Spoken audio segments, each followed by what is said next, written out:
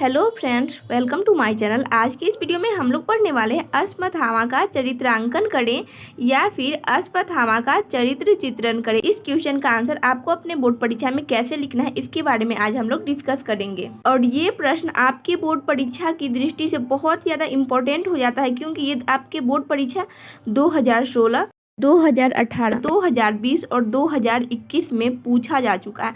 यानी कि हर 2 साल के बाद एग्जामिनर इस क्वेश्चन को रिपीट कर देता है। ठीक है फ्रेंड्स, तो हो सकता है कि 2023 में आ जाए, फिर 2025 में आ जाए, यानी कि 2-2 साल गैप करके इस प्रश्न को बार बार दे रहा है। तो हमारे लिए बहुत ही ज़्यादा इंपॉर्टेंट है एग्जाम की दृष्टि से।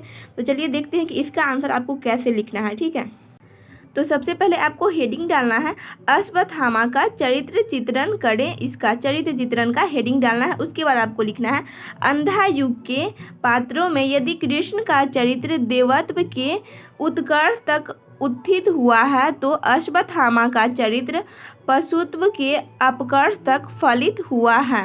जिस दिन युधिष्ठिर के अर्धसत्य ने उसके पिता का वध कर डाला, उसी दिन उसके भीतर जो भी कोमल और शुभ था उसकी भ्रूण हत्या हो गई। वह पिता की हत्या का प्रतिशोध लेने के लिए पागल हो उठा, लेकिन जब दुर्योधन ने पराजय स्वीकार कर ली तो अपनी ही पीड़ा में ऐंठते हुए उसने अपना धनुष मरोड़ दिया और आर्तनाद करता हुआ वन की ओर चला गया। आर्तनाद यानी दुख से चीखता हुआ। तो फ्रेंड्स, इतना आपको चरित्र चित्रण का हेडिंग डालने के बाद लिखना है एंड उसके बाद पैराग्राफ को चेंज करना है और उसके बाद पहला हेडिंग डालना है अश्वत्थामा के विषय में, अश्वत्थामा का प्रतिशोध। पराजय के बाद प्रतिशोध न ले सकने की व्यथा से उत्पन्न आत्मग्लानि के क्षण में वह अनुभव करता है कि जिस दिन धर्मराज ने नर और पशु का अंतर भुला दिया, धर्मराज यानी कि युधिष्ठिर जो कि ज्येष्ठ थे पांडवों में, उन्हें धर्मराज कहा जाता था, उस दिन से वह अंध बड़बड़ पशु बन गया है और पराजय की अंधी गुफा में भटक गया है। उसका अस्तित्व रोगी मुर्दे के मुख में अवशिष्ट कफ और थूक जैसा हो गया है। इस स्थिति से ऊबकर वह आत्महत्या कर लेना चाहता है, लेकिन वह बिना प्रतिशोध लिए मरना नहीं चाहता। यानी कि अश्वत्थामा की स्थिति बिल्कुल कैसी हो गई है, तो उसकी स्थिति के मुख में जब चला जाता है ना कफ और थूक, वैसा हो गया है और वो चाहता है कि वो मर जाए, आत्महत्या कर ले, लेकिन मरता भी नहीं है क्योंकि उसे अपने पिता का प्रतिशोध जो लेना होता है। ठीक है, तो फ्रेंड्स इतना आपको लिख देना है। उसके बाद हम दूसरा हेडिंग डालेंगे। दूसरा हेडिंग डालना है पशु का उदय। अश्वत्थामा बड़बड़ पशु की तरह जीना चाहता है। उसकी इच्छा है कि उसकी पसली के नीचे 2 पंजे उगाएं और वह जिसे चाहे बिना दांतों के ही नोच जोत कर खा सके। उसके बाद अगला हेडिंग आपको डालना है अश्वत्थामा का पागलपन। अश्वत्थामा उन्मत्त आकांक्षा से प्रेरित होकर पहले संजय को दबोचता है और फिर वृद्ध याचक को। संजय तो मौके पर कृतवर्मा और कृपाचार्य की सहायता के कारण बच जाता है, लेकिन वृद्ध याचक का वह गला घोट देता है। किसी का वध करने के उपरांत वह शांत और तनाव रहित अनुभव करता है। यह उसके पागलपन का लक्षण है कि वह भविष्य को मारना चाहता है और मर जाता है। बूढ़ा याचक। और फ्रेंड्स, यहाँ पे आप लोग देख रहे होंगे कि बूढ़ा याचक, तो बूढ़ा याचक कौन होता है? ये वो होता है जो पहले ही कौरवों की विजय की घोषणा कर देता है और कौरव विजय नहीं होते हैं, जिस वजह से ये जो अश्वत्थामा है ये इस बूढ़ा याचक को मार डालता है। ठीक है, उसके बाद अगला हेडिंग आपको डालना है उल्लूक तंत्र। वह निश्चय करता है कि यानी कि अश्वत्थामा निश्चय करता है कि पांडव वंश का संपूर्ण नाश किए बिना नहीं रहेगा। वह कृपाचार्य को साथ लेकर घायल और मरणासन दुर्योधन के पास जाता है सेनापति बनने के लिए। सेनापति के रूप में अभिषिक्त होकर वह कृतवर्मा और कृपाचार्य के साथ रात्रि विश्राम करता है, जहां उल्लूक द्वारा यानी उल्लू द्वारा कौओं की हत्या का दृश्य देखकर वह एकाएक प्रसन्नता से चीख पड़ता है, मानो उसे प्रतिशोध का मार्ग मिल गया हो। वह उल्लूक तंत्र के सहारे नैश आक्रमण में पांडवों को नष्ट करने का संकल्प लेकर निकल पड़ता है।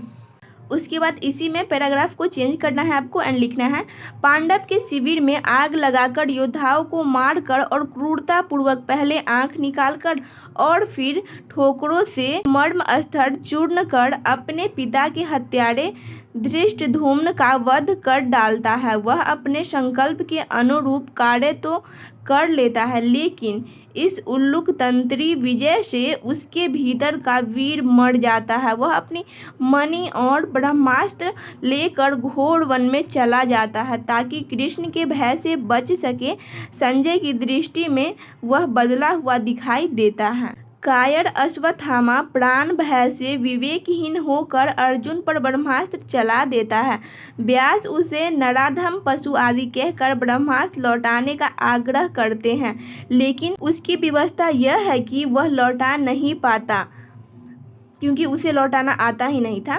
फलतः अपने पुराने संकल्प के अनुरूप उत्तरा के गर्भ की ओर मोड़ कर पांडव कुल को नष्ट करने की प्रतिज्ञा पूर्ण कर लेता है। और ये उत्तरा कौन थी? तो उत्तरा अभिमन्यु की पत्नी थी। और अभिमन्यु कौन था? तो ये अर्जुन का पुत्र था।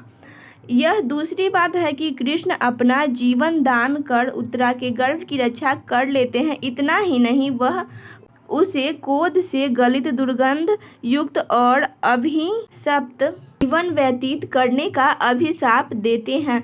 यानी कि ये सभी श्राप अश्वत्थामा को मिल जाता है, लेकिन वही अश्वत्थामा कृष्ण की मृत्यु के बेला में वहां पहुंचकर तारों के झुरमुट से उसकी मृत्यु देखता है, यानी भगवान श्री कृष्ण की मृत्यु देखता है। और अगर आप चाहें तो यहाँ पे 5वां हेडिंग डाल सकते हैं, हृदय परिवर्तन। यानी कि इसके बाद ना भगवान कृष्ण की मृत्यु को देखने के बाद इसका अश्वत्थामा का हृदय परिवर्तन हो जाता है और भगवान श्री कृष्ण में उसकी आस्था भी जागृत हो जाती है। तो आप हेडिंग डाल सकते हैं हृदय परिवर्तन का एंड लिख सकते हैं वही अश्वत्थामा यहाँ से, ठीक है। उसे अनुभव होता है कि कृष्ण के पैर में तीर लगते ही जो रक्त गिरा वह पीप भरा दुर्गंधित नीला रक्त था। उसके गिरते ही उसके मन की सारी पीड़ा दूर हो गई।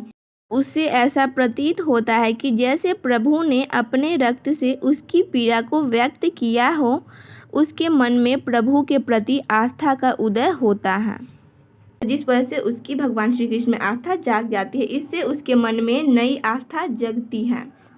तो ये हो गया आपका 5वां हेडिंग एंड तो 5वां हेडिंग में इतना ही आपको लिखना है।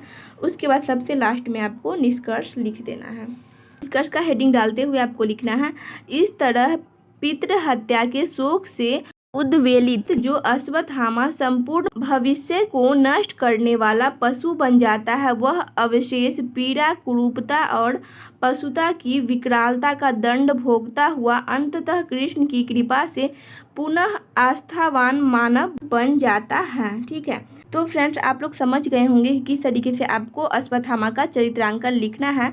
और अगर आप भगवान श्री कृष्ण का चरित्रांकन यानी कि चरित्र चित्रण देखना चाहते हैं, वो भी बहुत ज़्यादा इंपॉर्टेंट है, बहुत बार एग्जाम में आ चुका है। ठीक है फ्रेंड्स, तो वो आप देख सकते हैं, तो डिस्क्रिप्शन में लिंक दिया हुआ है, वहाँ से आप देख सकते हैं। ठीक है, तो आई होप आप लोग को वीडियो इन्फॉर्मेटिव लगी होगी। तो वीडियो इन्फॉर्मेटिव लगी तो वीडियो को लाइक करें, अपने फ्रेंड के साथ शेयर करें एंड चैनल पे पहली बार आए हैं तो चैनल को सब्सक्राइब कर लीजिए। Thanks for watching this video.